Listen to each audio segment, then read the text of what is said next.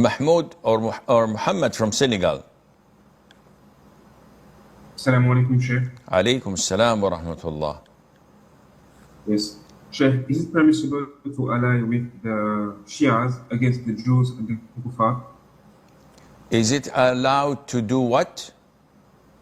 To ally with the Shia against the Jews and the Kuffar, the Christians, the Americans, etc. Generally speaking, this is something to be discussed by the scholars who know the nature of such Shia.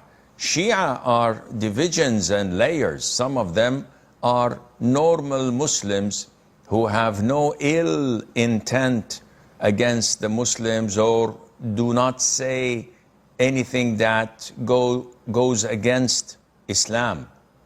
But there are Shia that are disbelievers. They are hypocrites. They say evil things about Mother Aisha.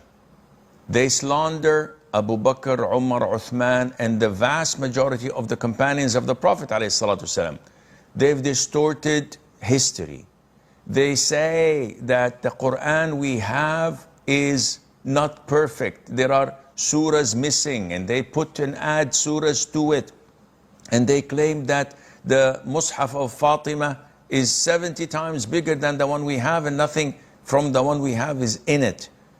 And they have expressed their hostility and animosity and hatred towards Islam since the beginning of time.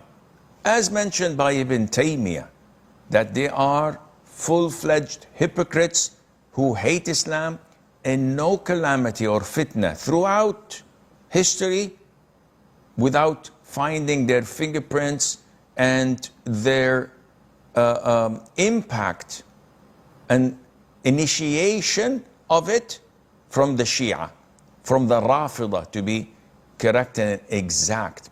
So definitely such people are enemies of Islam. And whenever these enemies of Islam collide, the Jews and the Christians alongside the Rafidah, and they fight, we pray to Allah Azza wa Jal that Allah destroys one with the other. And we're happy when destruction happens to both, because they're all enemies of Islam, and their expression of hatred to Islam is obvious. Only blind people would overlook it.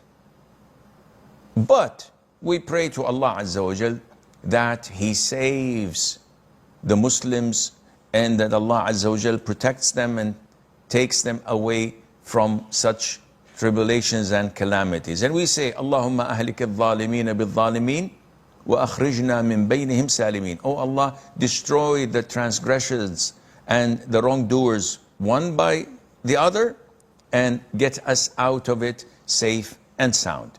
Is, can a girl under puberty wear dresses with designs, flowers, or sparkles, and also shirts that are not revealing and are shorter than knee length? And please, Sheikh, give a detailed answer. Jazakallah. A girl that has not reached the age of puberty should be taught how to wear modest clothes, unless she's below 7 years of age. Because the scholars say that below 7 years of age, she's not someone who's desired. But when a girl is like 8 or 9, she's approximating womanhood, and she's about to mature. So physically, she may look attractive to men by wearing indecent clothes or flashy clothes or skirts that are above the knee level or the likes, that might be tempting for people with illnesses in their heart, and this is what she must be prevented from doing.